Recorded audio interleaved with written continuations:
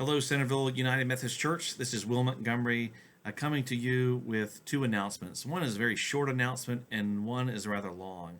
And the long one is in regards to introducing in-person worship for our 8 o'clock service. So let's start with the short announcement.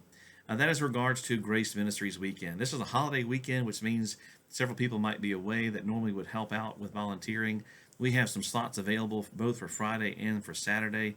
And if you are available to help, we encourage you to go to the church website and sign up to come and be part of that experience of helping those in our community. Again, this is Grace Ministries weekend. We do have some slots still available for people to help. Now for the long announcement, and I apologize in advance for this being a long announcement, but I do want people to know what to expect should you want to come and participate in-person worship at 8 o'clock. So 8 o'clock will be in person, 9:15 and 11:15 will remain online worship only. So at 8 o'clock, we have our worship service for the first time indoors since the first part of March. So what you should expect and what we should expect. We should expect people who are coming to register in advance.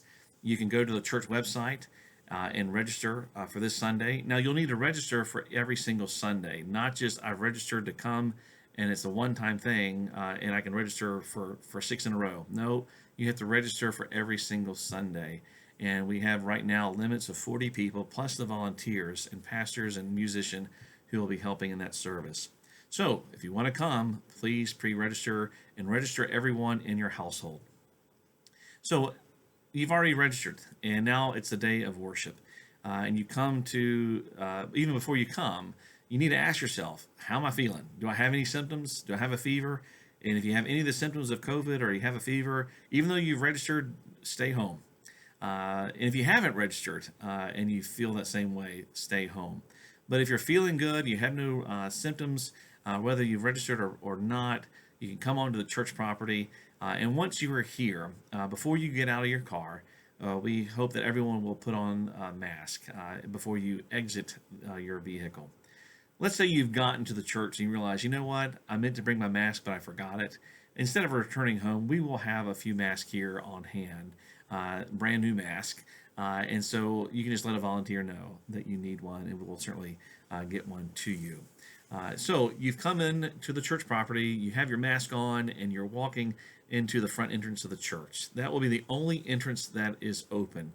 The entire building is not open, but just the front entrance, the narthex, and the sanctuary, and certainly the restrooms as well.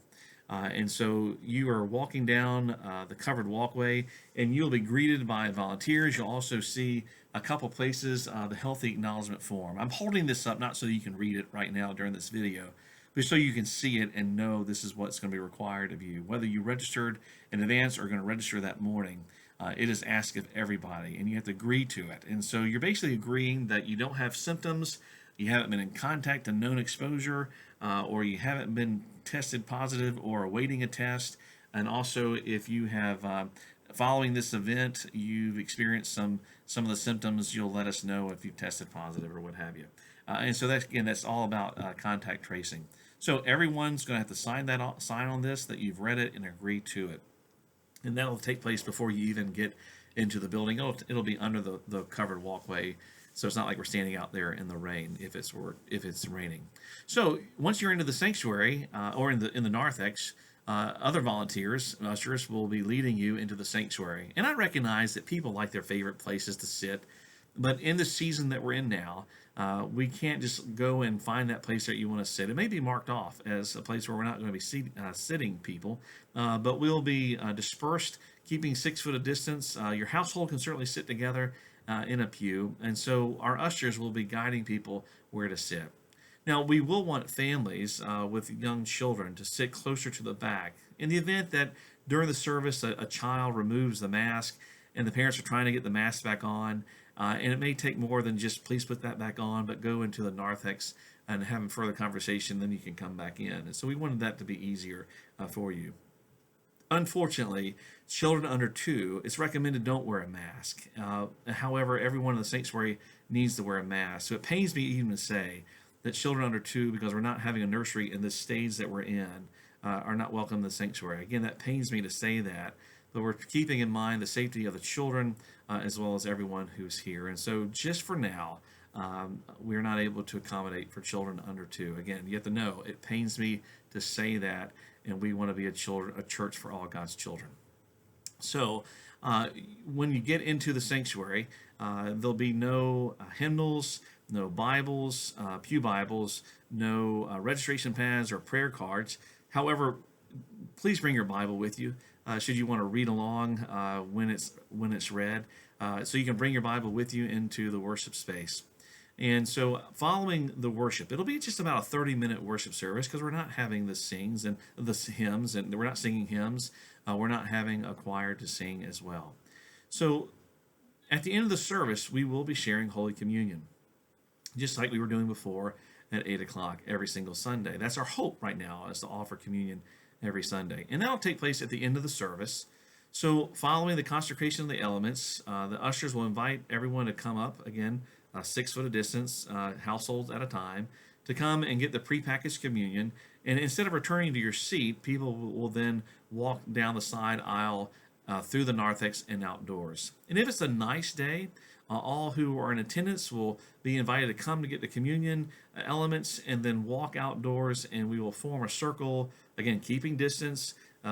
Outside, we can remove the mask for partaking of communion then. If it's not a nice day and people want to go on to their cars, once you're in the car, if you want to take communion then or return to home, you can do so then as well. But just wanted to let you know that's the flow. People will come up, receive the prepackaged communion, and then walking out that way. There will be a basket available should people want to give an offering on any given Sunday. The restrooms will be open. They are the ones closest to the elevator. We just ask that one person at a time in the restroom. Now, if there's a household, you can certainly do it. Father, son can go in at the same time, or daughter, mother as well. So again, but households together at one time. But we want to make sure that we're keeping 6 foot of separation even in the restroom as well. So we do have some hand sanitizing stations on hand available.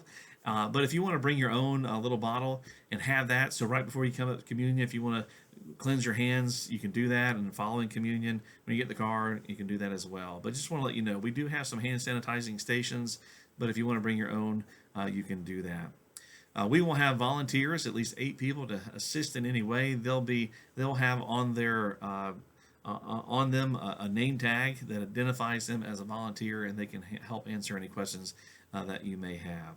So we are anticipating, once we start on October 11th, having these services at 8 o'clock from here on out. But there may be an event or something that happens where we're not able to have a service. And if that's the case, then we will send out information to everyone who's registered in advance that the service has been canceled. Again, we're not anticipating that, but it could happen if there are cases that arise in our area, Fairfax County. We're told not to have in-person activities, or if we don't have the volunteers on any given Sunday, then we will send that information out to people as well. Again, we're not anticipating that, but I need to let you know.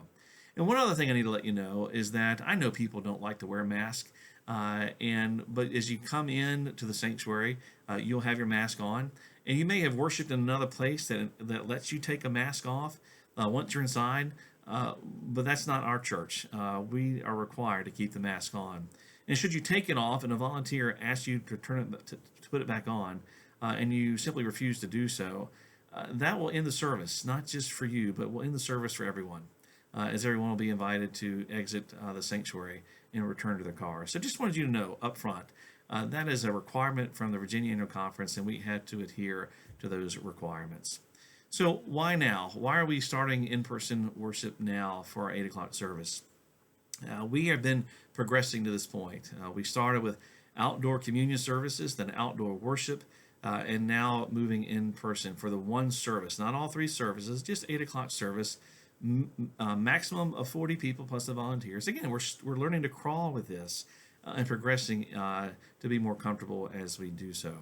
So because we're moving to in-person worship at 8 o'clock, and let's say you attended an 8 o'clock service before, I don't want you to feel compelled to come if you're uncomfortable. It is okay to be uncomfortable. Say, you know what? I like the fact that the church is doing this, but it's not for me just yet. I'm going to remain worshiping at 9:15 or 11:15, and I'll honor that. but wanted you to know if you're uncomfortable, it is okay.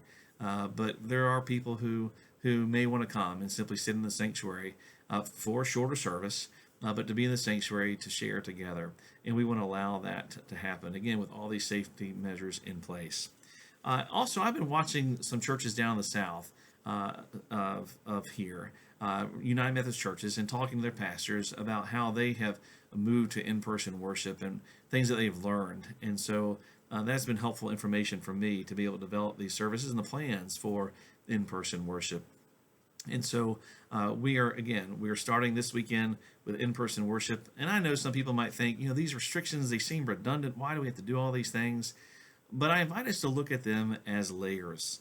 And so the layer of registering in advance, of the healthy acknowledgement form, of sitting 6 feet in separation, of wearing a mask, of prepackaged communion, of no singing, they're all layers on top of another layer that helps us ensure further safety in reducing the risk involved. And so I wanted you to be aware, we're not doing this to try to be so restrictive to make it unpleasant. We wanted to make it the most pleasant experience of worship, even with all these guidelines that are in place, to come together, to worship together at 8 o'clock in the morning. So that's some information about the service. Should you like to come, we invite you to register in advance, and I will look forward to seeing those who are here at 8 o'clock or worshiping at 9:15, 11:15 through live stream worship. I invite you to be in prayer for our church as we take this step. I also invite you to be in prayer for the Healthy Church team as they will spend time monitoring and evaluating not only this service but other activities that will be taking place in the life of the church. Hope you have a great weekend, and God bless you.